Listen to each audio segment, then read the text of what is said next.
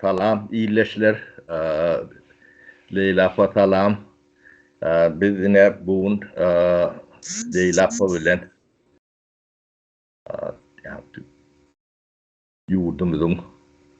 yurdumuzun şuuna düşen nemelerini gürleşmekçi. Leyla apam ben en yakın kardeşlerimizden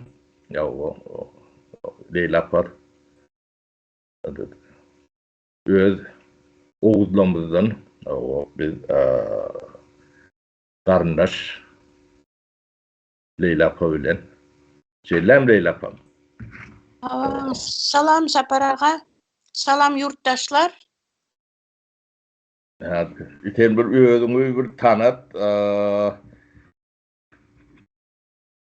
nirden, Bolat aklın Saparağa. nirden, o şuat nirelerde, uzakların metebep bilen düştün, yani gevelenç mi, ya başka gaýgy bilen mi yurdu terk ettin?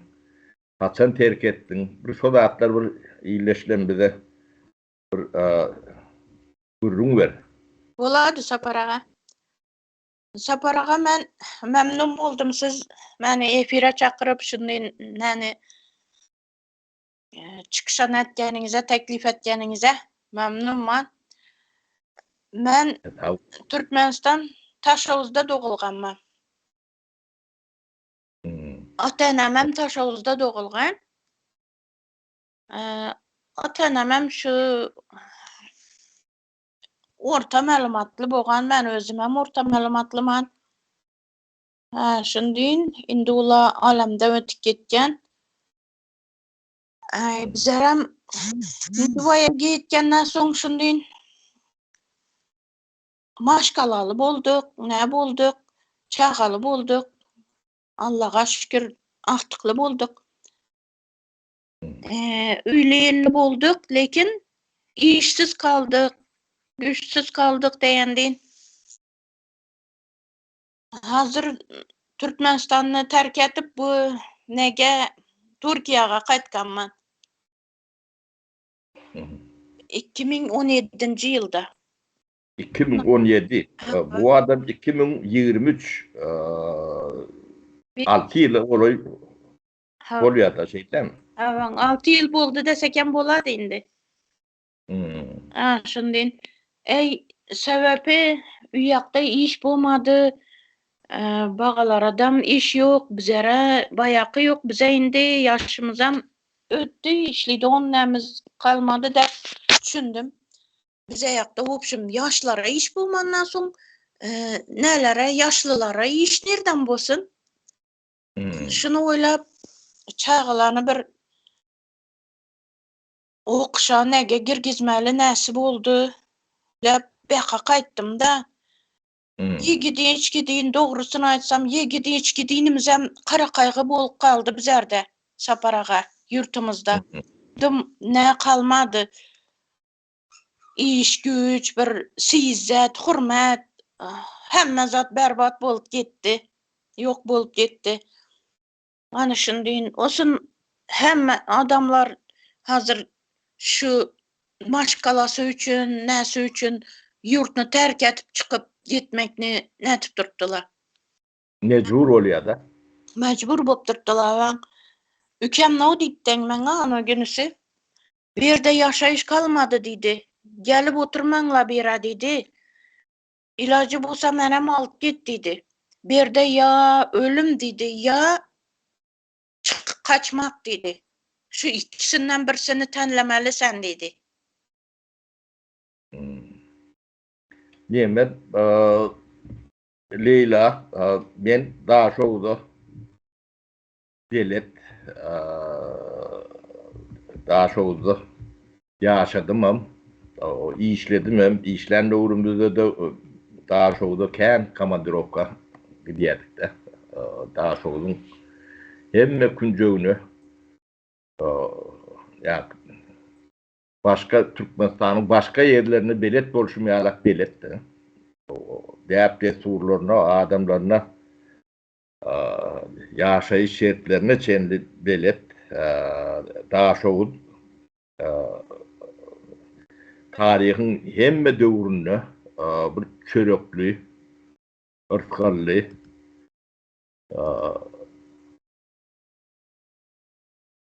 mekan olan yani Türkmenistan 30. 40. yıllarda şol aralıkta ulu ağaçlıklar zatlar bolanda Türkmenistan'da da Özbekistan tarafta da Daşoğuz ne Tuğrun adamlarını ağaçlıktan çıkaran bir mekan ağaçlık Daşoğuz. O Daşoğuz'un çörekgüllüğünü tarih biliyede Gati Ağır'dan, Kadimi demeden gelen neme bir yenem atamam Daşoğuz'luydun da yenem atağım enası atası şu ta yerlidir bilişime göre şeyle der mi? Havan. O şu ta'nın yerlisi bir büyük köşük neme değil men özümüz yani birekimiz kardeşimiz yakınımız diyanımın sebebi hemmemiz bir tiredendir yani o tiretinden Türk'ün men işlerinde uğurlandı bir käbir nemeler epizodlar adamın yanına galyanakeni yıllar geçti de kış ne iş üç olanok dayıkancılık bilen meşgul olan bölgelerde onun adamlar her hepte birinin öyünü bir grubu olup büyüşerler. Ne şu tayda Özbeğim var, Tatarım var, Karakalpak'ım var, Kadak'ım var. Havan. Onun Türkmen'im var, o Türkmen'in Yemrel'tem var, Cüneyt'im var, Karadaşlı'tem var. Hem de seti şu bir yerde hiçbir yankı Türkler sıkıntı diğer sıkıntı yok. Her kim öz dilinde vurluya yani onu yani bir neme düşünmez deyip nemece morunoklar. Kadakça vurluya. Özbekçe vurluya. O kalpakça vurluya. O Yemrelti öz yom diline beyleklerim şunlarla hiç yani adam yalak kurulu ya eyle vurlu beyle vurlu dilen nemede yok. Bu da Ağır'dan Atavava demeden gelen bir destur yalak sinişik giden zatlar bu zatlar. Şoň üçin Daşoğuz'un bir üýt köşük bir nemesi vardır. Şu yani bir topor demeni birleştirýän şol orýalak bir howaty var diýeň. Havan. Bu bir gatly bir gymmatlykdyr, değerdir. Bunu yani başka nemeler bilýänlerdir. Bu değerini, gymmatlygyny bilinmelidir. Sebebi yani biz Ağrı'mız bir rak olmalı çok için. Yani Oğuz yani Oğuz demesi. Yani Kıpçaklarım bir üç köşk deme değerler. Hem de ceti bir nemeden gelyendir. Ağır tarihi nemeden. Şonu ne İslam imperiyatam ortadan ayırıp bilenlerler. Rus imperiyasının propagandası siyaseti ortadan ayırıp bilenlerler halkın içinde bu zatlar galyan ekende. Ben o yani Aşgabat'tan baram soň özüm ýaş üniversitede oturup bardım da. O men üçin gatly geňdi de şo zatlar. Soň ondan öwrüşip gittim böldüleri ýalak boldum. Menem Yemreliler ýalak bolup gittim. Yemrelilerin arasynda ýaşadym. Aktepe, şu Aktepe Deliski rayon diýildi. O şoň üçin bu zatlara gatly üns bermeliler. egerini bilmelidir. Bu bir kımmatlıktır. Bu bir ervetlik neme değildir. Bunu yöne bölüştürüp, büçüştürüp, bire karşı koyma neme bu imperialın siyasetinin hükümleridir. Şonu biz bilmeli hem düşünmeli. Şuna da karşı aklımızı o tarih bilincinden demedik ulanmamız gerek değil apam.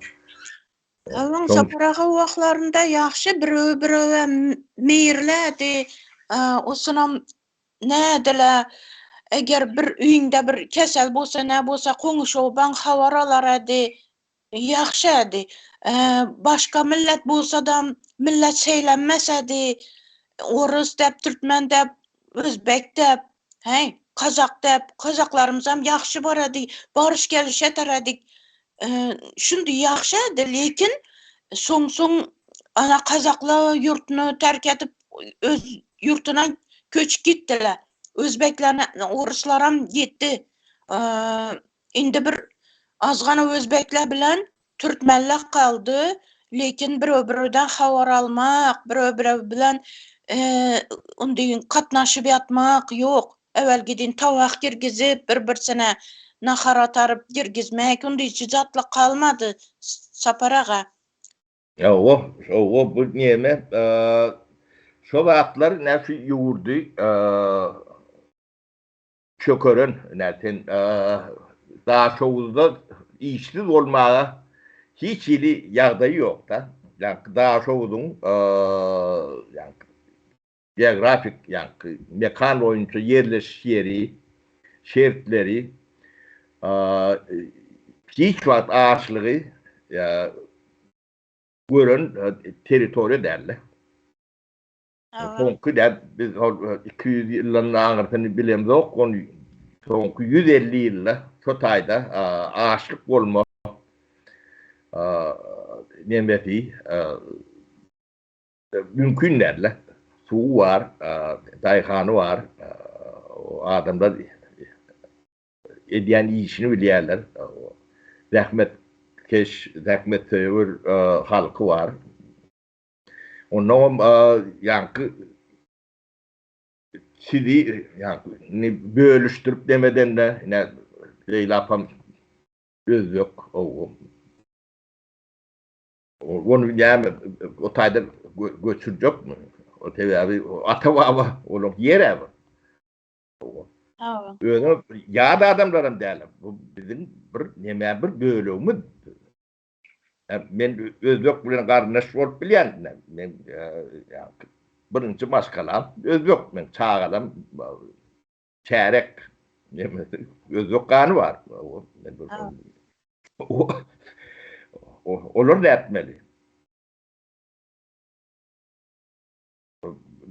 Bu zatlaryň içinde yani bizim yani Orta Asya'da yerleşen yerimizin nimeti şonalak. Onu yani millete neme bölüp neme derýalagym der. O milletligem düýüp bir.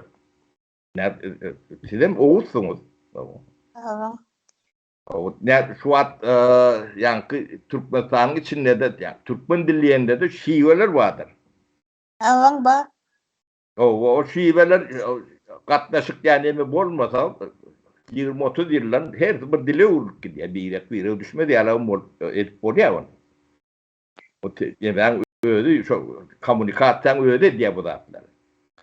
Yani Türkmenistan'ı duruşuna yapık nemettiler. Türkmenistan'la Türkmen özbege gadaga düşmedi yalak değil. Türkmen'i düşünmedi yalak ettiler de. Dilliyle daha da tuturdular bunu. Awan millet seýleşme bolup gitdi. Türkmen özbek dep millet aýryşma boldy.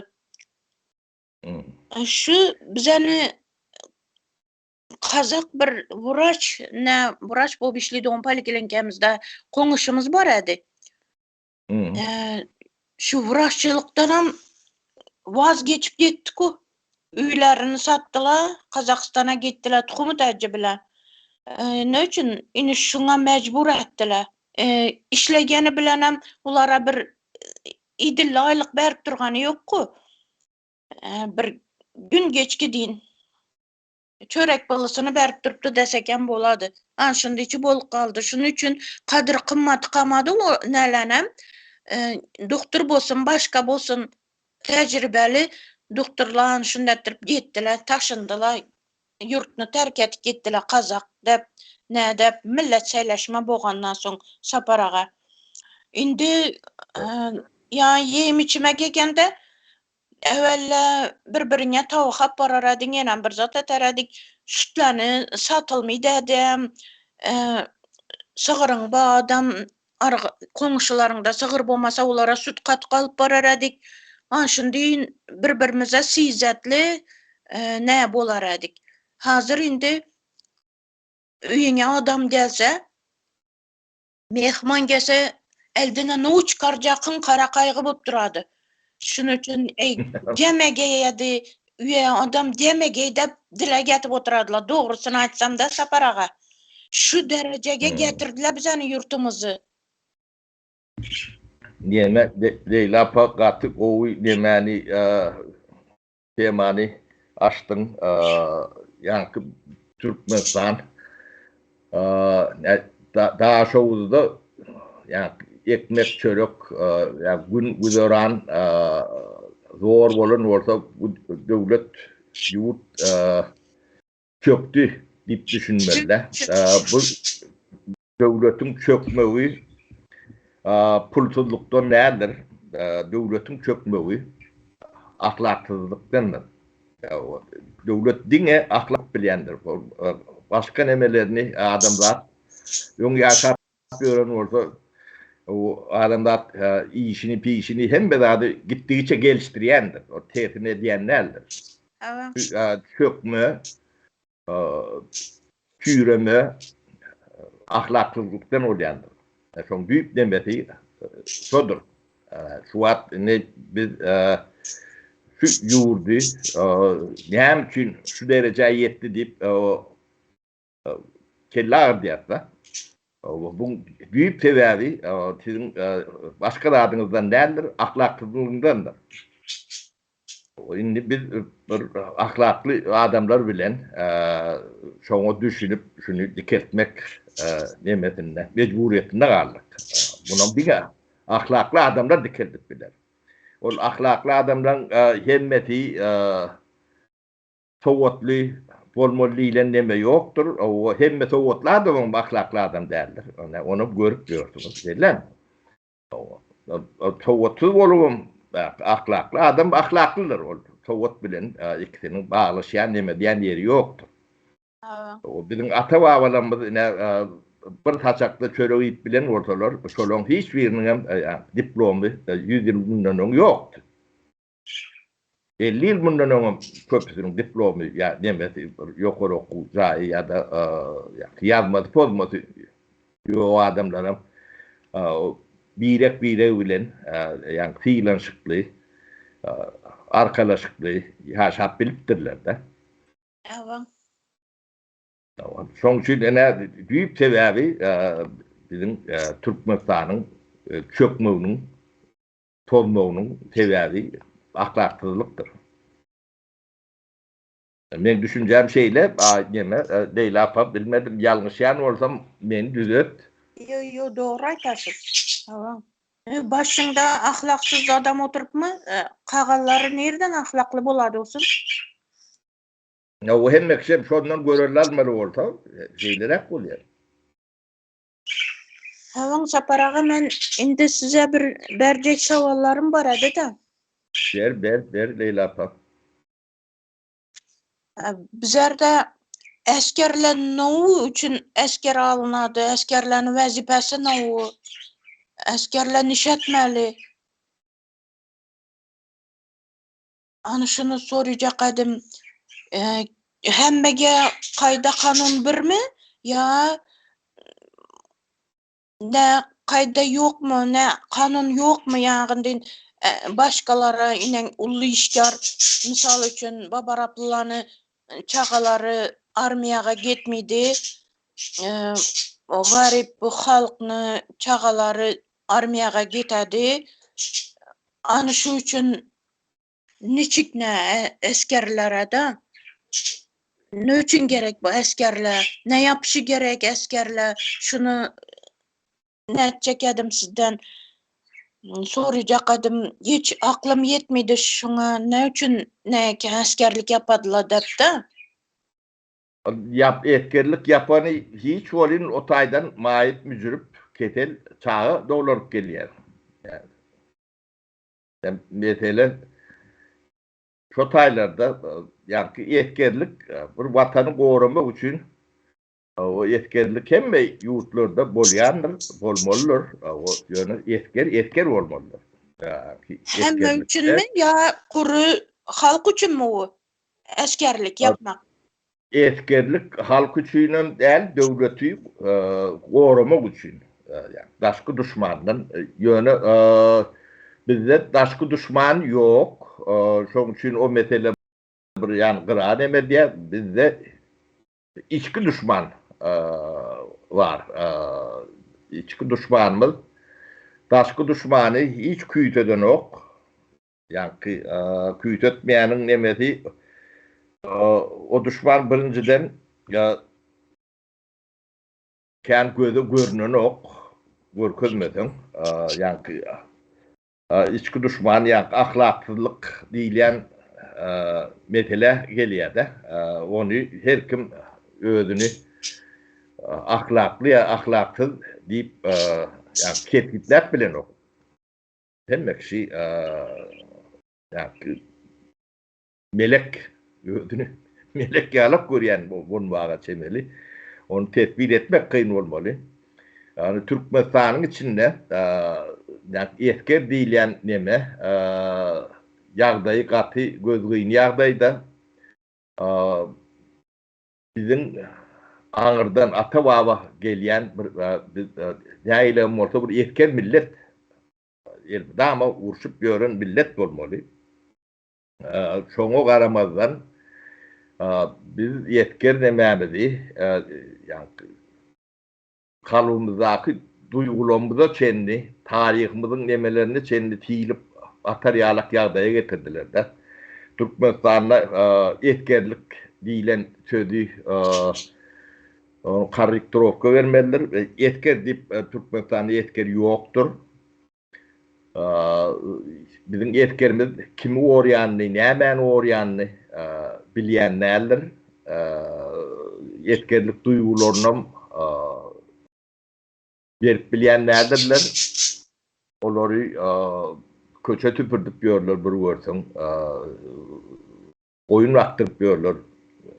Ototup ýörler.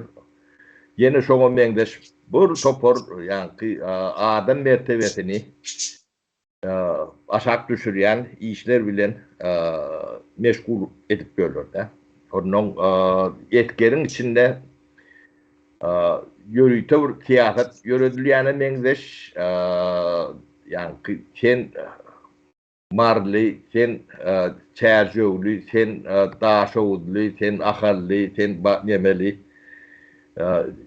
sen yomut, sen teke näme diýilen nemeni siňdirmek üçin şol nemeni şo taýda ulanýarlar. Gaty neme, şo taýda ýan ýaş çağalan gençleň nemelen zehinne şo taraply nemeni siňdirýärler. Bu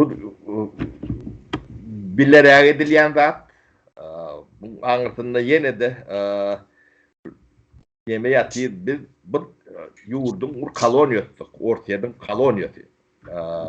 Şonu biz entek kan yani şoňa düşünüp bilemdik da. Koloniýa diýmek sen bir döwletiň sömürgesi. Sen bir döwletiň sömürgesi bolsaň, senne birinciden yani ilki sana beriljek zat kul ruhy. Yani ruhuny kula urmakdyr. Öz güwenliğinden dady ortadan ayırmak. Öz güwening bolmasa senden etkerem çykmaya. Sen bir yani bir zady gorap biljek. Yani etker ruhlu bir zat çykyp bilmeýär de. Zatlar yürüyüt edilýär. Atlara Sovet Tayyip yıkılan son diyatı baka vermedik ve vermedik. Vermeyen son onun nämedigini bilmedik. Son bilmeyenimiz üçün bu arasına yine de bizim zannımıza, ruhumuza deme derýalak ruhnama dip bir zatlar tapıp onun killap şonu okutdular. Ne şu artky görüp görün ruhu ketelçilik vardır. Ahlak ketel nemedi. Yani tüyrenmesi düğünle ruhnama yatanlar. Biz bunu görüp bilemiz o kolun yönü şu taydan gelen şu ruhnama nemesi bilen yetişen adamlar var da şu vaktine yemede hakna da nemeler şol duyuyu şol neme bilen yetişen neme ruhnamanı yatırdılar olun on nemediğine yine de tiyatı baka vermediler de o Sovet Tayyip'in yıkılışına tiyatı baka vermedik der yine de bunu da baka veren oklar bunu yöntetti ayırdılar da Sovet Tayyip'in tehdit yıkılıp giden yağlar ettiler. Kovmudi, ervetmedi, ne getirdi, ne götürdü, deleli nämedi, peydası nämedi, diýilen demeni cemiyet tartışmadı, çekişmedi. Ondan çoğunçuyla bizim dememizde, düşüncemizde o da artlar işlenmedik. Ham, şiir, ruhnama da tehdit ortadan ayırdılar. O ne hem çünkü ayıranlarına mı etmediler. Belki kovdur. Belki de ervettir.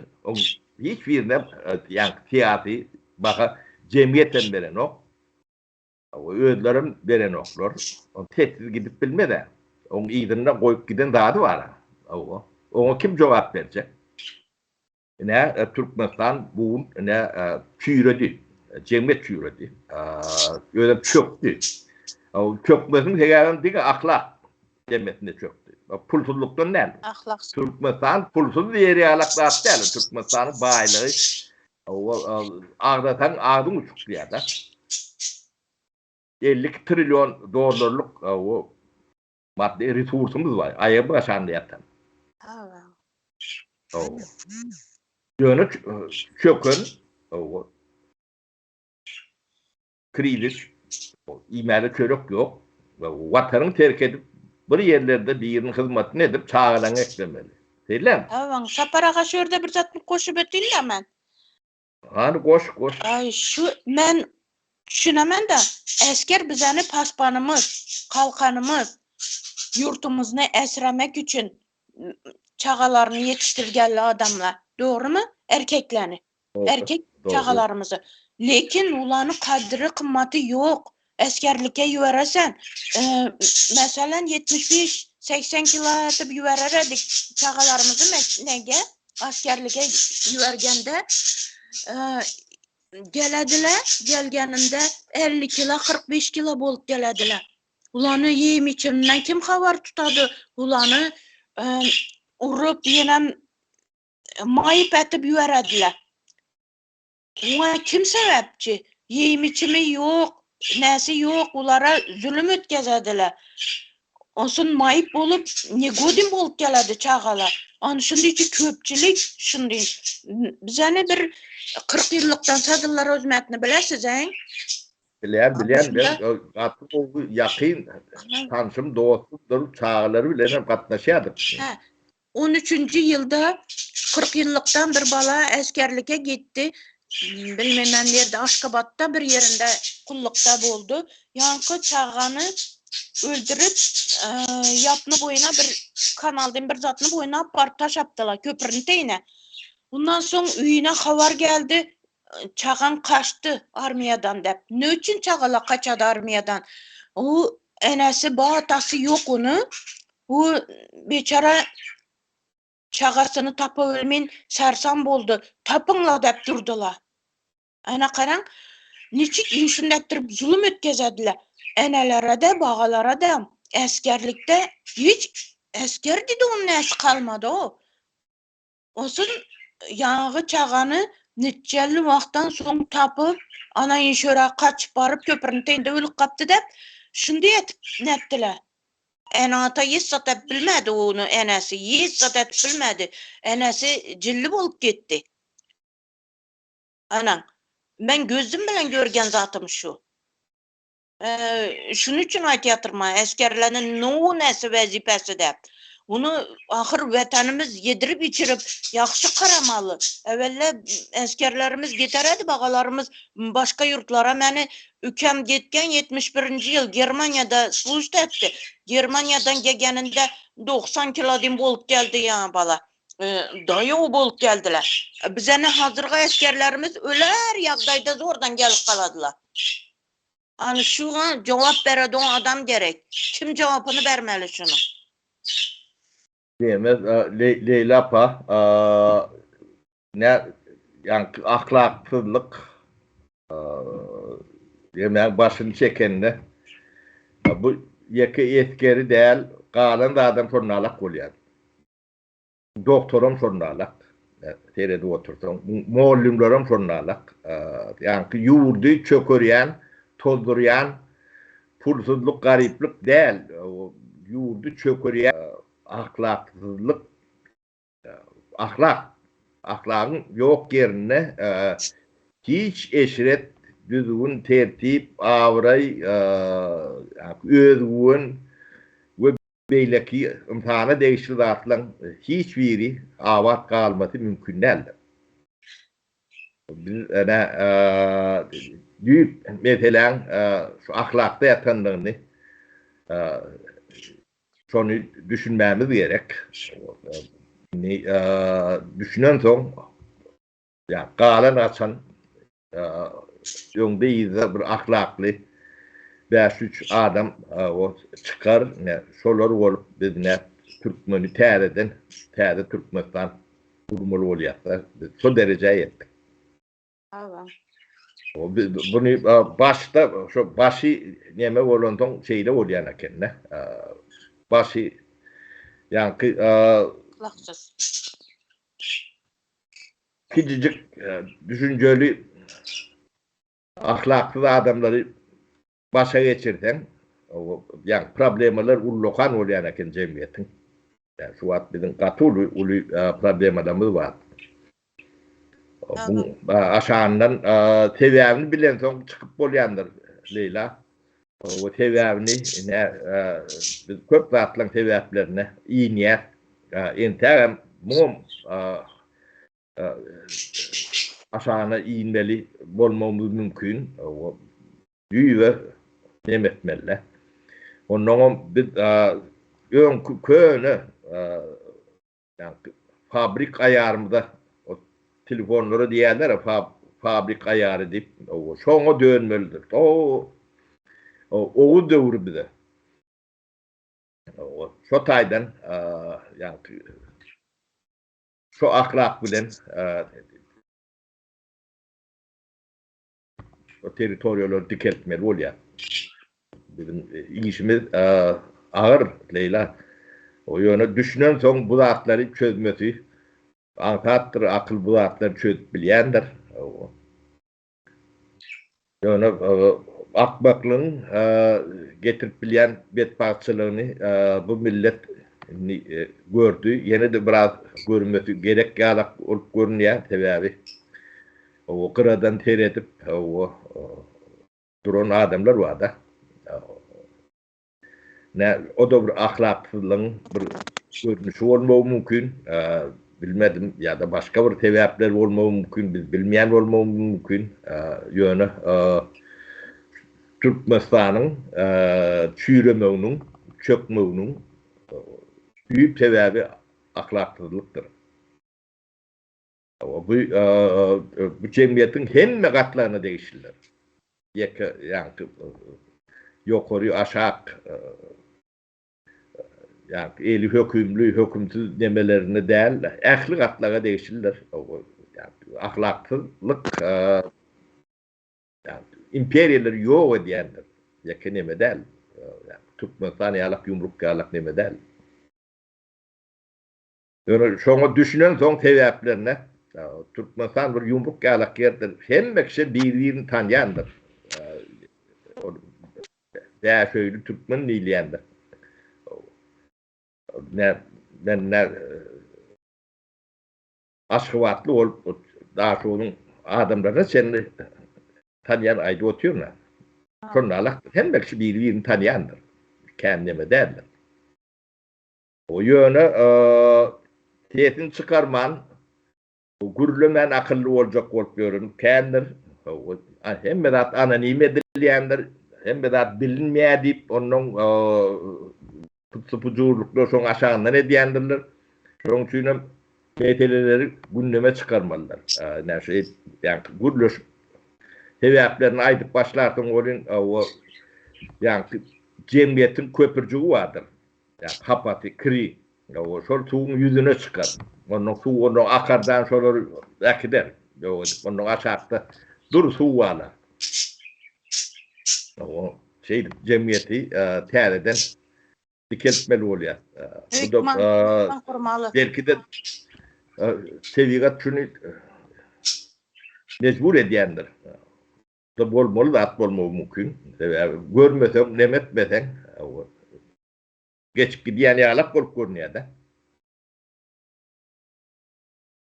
Şeylere neme, Leyla apa başka aytacak diyecekler adın var mı? Hem de adı bir gününe aytacak olup durmalı. Sonra yığı ne ikimiz onu kağıta ödün ama çıkış edip bilersin. O senin ne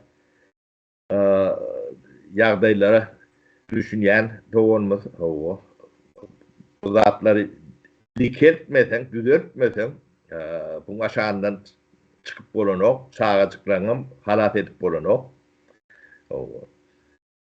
Onu ne görüp görüyorsunuz? Tamam, rahmet Saparaga doğru düşündürdünüz, ben düşündüm. Indi yurttaşlarımıza, ayal kızlarımıza doğru düşündü degen ümittemen. Esker bağalanı ata-enaları hiç korkmasdan, ne etmezden şu nemize bir yorum yazıp öz dertlerini aytışını sorayım.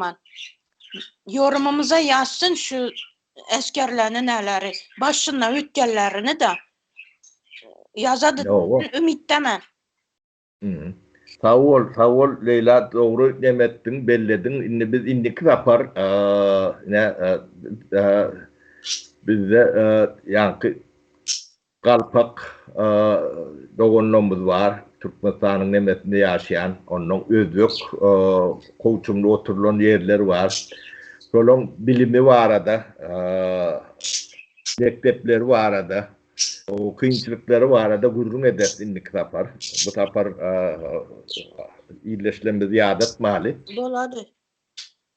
O da bir önemli zattır. Tabii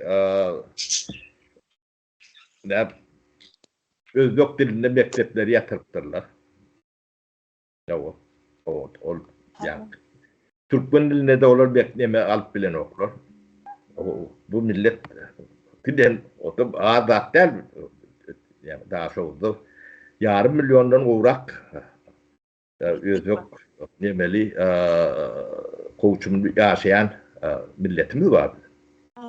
O bulun yani hem beladi adam şekilli olmalıdır. O taydan biz soğutsuz adam yetiştirme değilim dememiz yok abi. Biz adamları bilgili, soğutlu yetiştirmeli. O dil nemetini devlet dilidir. Onu hem bekşi öğrenmeli mümkünçülüğü var. O gerektir. Yani şu teritoride yaşayan adamlar hüvvet bilen nemederler. De Türkiye'de o Türkiye'nin madaiklığı yalak dünyada madaik devlet yoktur. Yani hem bekşi Türkçe kuruluyor. Hiç tadım olur o.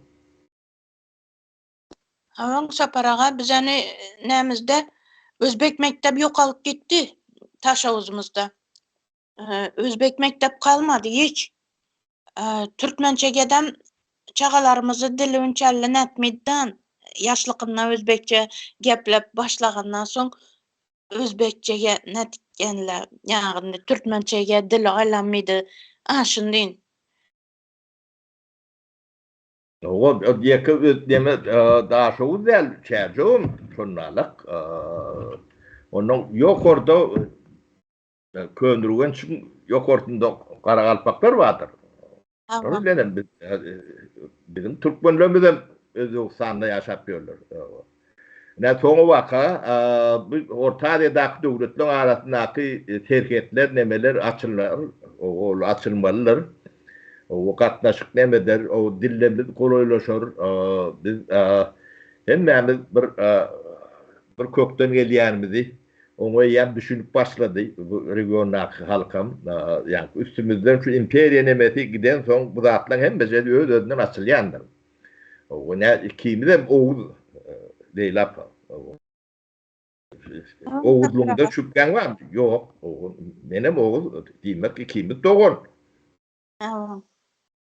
Biz ikimizin pöyleşip bilmeyen zadımın da olup bilir. Hiç adam aramızda neme yok. Dava da yok. Cencelem yok.